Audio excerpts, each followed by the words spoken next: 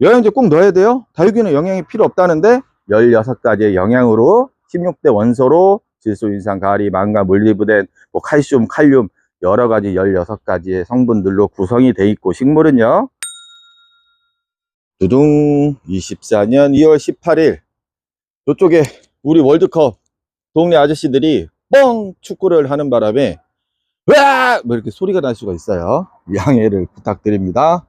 아침에 저쪽에 고인물 언니야, 다육이 오래 하신 그 김땡땡이 언니야께서 요즘 이제 다육이를 새로 공부하시느라 바쁘십니다.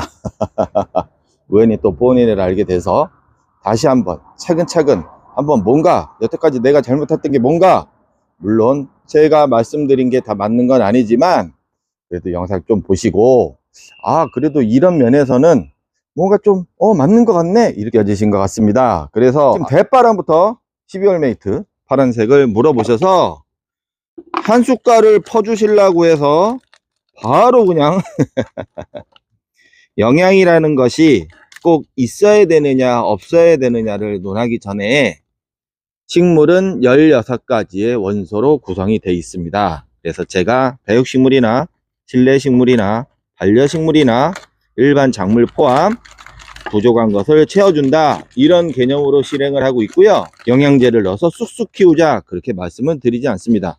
12월 메이트는 12가지 성분이 들어간 종합 영양제고, 제가 다육식물이나 왜 일반 실내식물에 가끔 추천을 드리냐면 질소 비율이 10% 정도 내외입니다. 그리고 마그네슘, 칼륨, 황, 인산, 골고루, 몰리브덴, 붕소, 구리 뭐 어쩌고저쩌고 12가지 정도가 들어있는데, 요거를 꼭 써야 되느냐, 그거는 아니라고 말씀을 드렸죠. 하지만 이렇게 언니야, 김땡땡이 언니야, 위에 남행주 이렇게 오래 쪄들은 거 분갈이 하기가 좀 애매해. 타이밍도 그렇고. 그런데 뭔가 물만 주기에는 너무 세력이 약해. 애들이 힘을 내다가도 금방 쫙쫙쫙 깔아지는 느낌이 든다. 그럴 때 저는 요거를 보충을 하는데, 도가는요, 가끔 팔 떨어진 락앤락 집에 굴러다니는 거 있죠?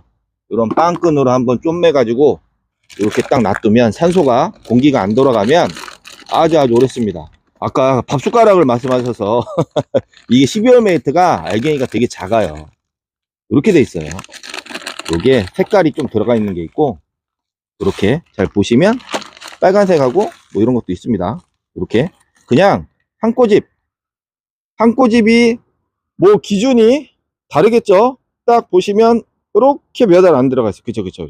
요거를 이런 식으로 뿌려 주시는 거예요. 이렇게 톨 다시 딱 잡고, 아마 제가 이렇게 딱 잡으면 7, 8알에서 한 10개, 뭐 미세한 것까지 막 그렇게 세지 말자고요. 대충 이렇게 해서 이렇게 뿌려 주시는 거예요. 다시 이렇게 딱 잡고 이렇게 한 번, 두 번, 세 번, 한 요 정도가 화분이 지금 어디 보자 한 15cm 내외가 되니까 한 3꼬집 그러면은 한 24개 대충 따졌을 때 그 정도 되는 거고. 그리고 저 천리향을 보자. 얘는 진짜 12월 메이트로 버티고 있어요. 수년 동안. 이거 지금 분을 갈아줘야 되거든요. 땅을 파서 뿌리를 이제 잘라내고 다시 해줘야 되는데, 새 영양도 흙에도 넣고. 그냥 이거 완전히 그냥 탈수가 지금 꽃 피고 막 지금 힘들죠. 그래서 12월 메이트로 버티고 있는데, 다시 딱 이렇게 잡고, 얘는 이제 땅이잖아요. 약간 화단, 깊은 화분이라고 생각하시면 돼요. 이거를 이렇게 좀 여유있게 톨. 요거는 한 5번 이렇게 해서 톨. 이해되시죠? 너무 많이 넣으시면 영양이 많다고 좋은 게 아니고 과다 영양이 됩니다. 염류집적장애도 생길 수도 있고. 그리고 마지막으로 저기 꽃핀 염자, 꽃피느라고 겁나게 힘들어한다기보다 이제 이쪽으로 영양이 쭉쭉쭉 가니까 얘 자체도 작은 화분에서, 어제 다부땡님 왔다 가셨는데 이거 보고서 이제 놀랬지. 작은 화분에서 이렇게 피면, 우리가 여기다 건더기를 많이 넣잖아요. 물이 이제 잘 빠지라고 건더기를 많이 넣고, 뭐 상토나 피트모스나 그 자체의 영양이 되게 많이 들어가 있는 게 아니거든요. 그러다 보니까 소실이 되니까 이렇게 꽃이 피게 되면 이제 몸살이, 탈수가 좀 심해져요. 그러면 다른 영양도 있지만 저는 그냥 요거를 똑같이 12월 메이트를 이렇게 톨 이렇게. 요것도 사이즈가, 얘는 지름은 한 드럼통 정도 되고요. 드럼통 지름의 높이는 낮으니까 아까 천리향 마냥 대충 한 5번. 아까 한번 줬죠? 그냥 딱 잡고, 요거는 조금 많이 짚죠? 둘, 셋, 넷, 다섯.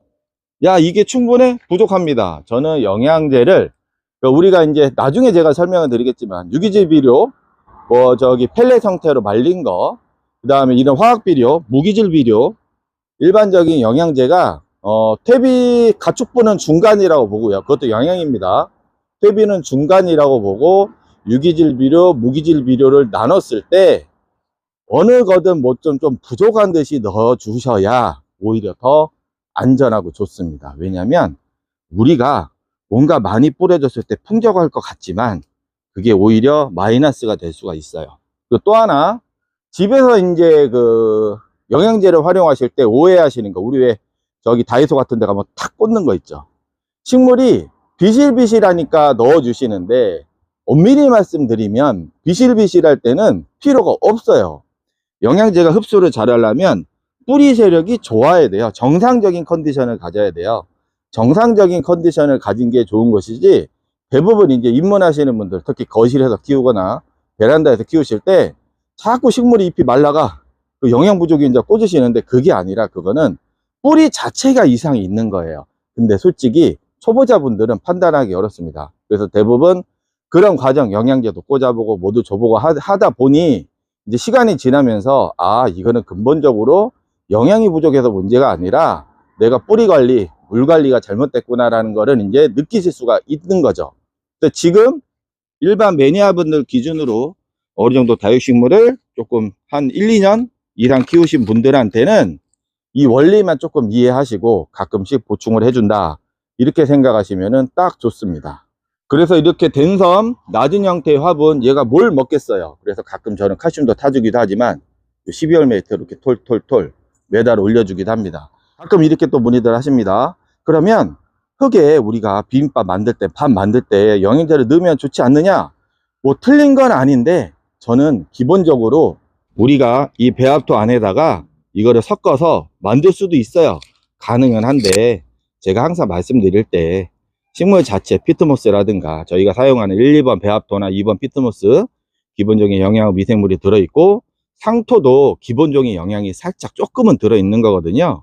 근데 우리가 이거 심고 여기다가 이 영양제를 이렇게 넣고 섞었을 때 뿌리가 닿기도 전에 미리 녹아내리는 경우가 있어요. 그러면 그게 과연 되게 합리적일까, 이렇게 생각을 해서 저는 흙에 추가로 미생물이나 어떤 영양, 우리가 뭐 가축분을 쓰거나 요즘에 지렁이 분변토를 쓰거나, 걔네들은 미생물 활동이 좀 원활해야 효과가 좋은 거라 흙 안에서 수분이 들어갈 때, 촉촉할 때 미생물이 증식을 하면서 흡수를 해주는 원리거든요.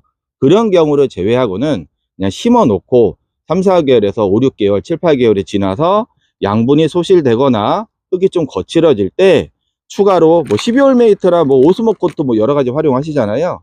그런 동그란 무기질 영양제를 이렇게 톨톨 뿌려서 활용하시는 게 좋지 않나, 저는 그렇게 말씀을 드립니다.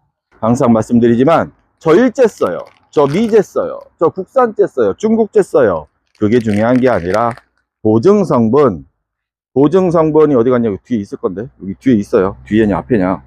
보증성분이 중요합니다. 보증성분, 어떠한 성분이 들어갔고, 세계 뭐 비료나 약재나 영양제 회사의 그 수준들이 요즘에는 거의 동일해졌어요. 동일해져서 저는 저렴하고 효과는 저는 비슷비슷하다고 봅니다. 이걸 어떻게 데이터를 잡겠어?